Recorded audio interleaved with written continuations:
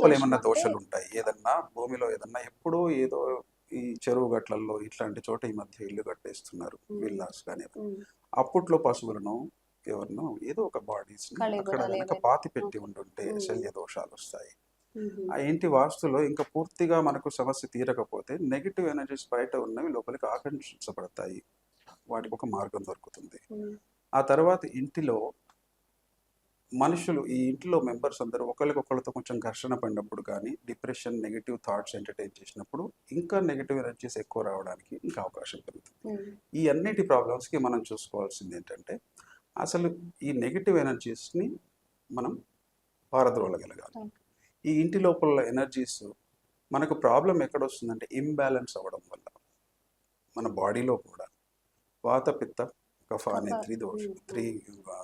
మూడిట్లోనూ తత్వాలలోనూ ఏదన్నా ఒకటి ఇంబ్యాలెన్స్ అయితే మనకు ఆ కాంబినేషన్లో ఎన్నెన్నో రకాల రోగాలు. అలాగే నేచర్లో ఉన్న ప్రతి ఒక్క ఆబ్జెక్ట్, లివింగ్ ఆర్ ఇనానిమేట్, దానికి ఒక తత్వం అనేది ఉంటుంది, దాని లోపల హీలింగ్ నేచర్ అనేది ఉంది. అది డిస్టర్బ్ అయినప్పుడే మనకి ప్రాబ్లం అవుతుంది. దాన్ని మళ్ళీ మనం బ్యాలెన్స్ చేయడం అనేది మన యొక్క పరమార్థం.